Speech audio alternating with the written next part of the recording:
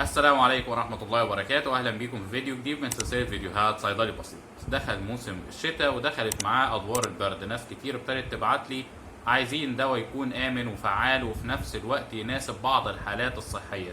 أدوية البرد العادية ممتازة جدا، ولكن في ناس ما بتنفعش معاهم، زي السيدات الحوامل، المرضعات، الناس اللي عندها ارتفاع في ضغط الدم، الناس اللي عندها مشاكل في القلب، بيبقوا عايزين أدوية تناسب حالتهم الصحية.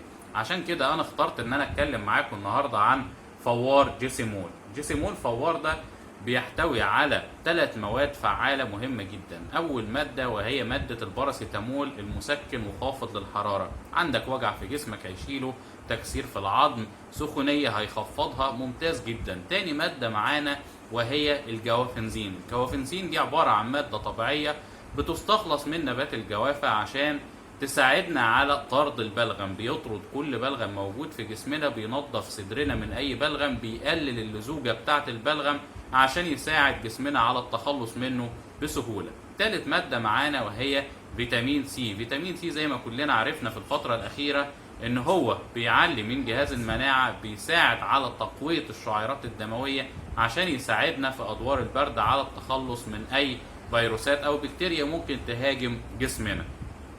ال3 مواد دولت بينهوا دور البرد بصورة فعالة جدا وفي نفس الوقت آمنين، ودي أهم ما يميز الدواء ده.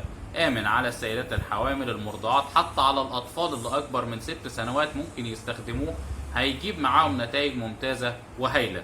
بيستخدم في الأطفال 3 مرات في اليوم، كيس على نص كوباية مية قبل أو بعد الأكل، مفيش فيه مشكلة. بالنسبة للكبار ممكن نستخدم كيس أو كيسين 3 أو 4 مرات في اليوم حسب الحالة. لو الحالة بسيطة ممكن نكتفي بكيس واحد 3 مرات. لو الحالة شديدة ممكن نزود الجرعة شوية، تبقى كيسين 4 مرات في اليوم، وده الحد الأقصى للجرعة، ما ينفعش نزود عنه بأي حال من الأحوال.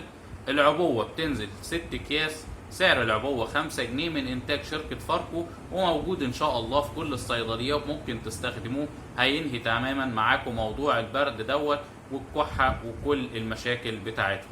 أرجو أكون وصلت لكم المعلومة ببساطة. لو عجبكم الفيديو ما تنسوش دعمكم المتواصل لينا بعمل لايك واشتراك في القناة، وبنتظر تعليقاتكم على الفيديوهات. لو عندك أي سؤال سيبه في تعليق أسفل الفيديو وهقوم بالرد عليه في أقرب وقت ممكن. إلى أن نلتقي إن شاء الله في فيديوهات قادمة، كان معكم دكتور حاتم فتحي.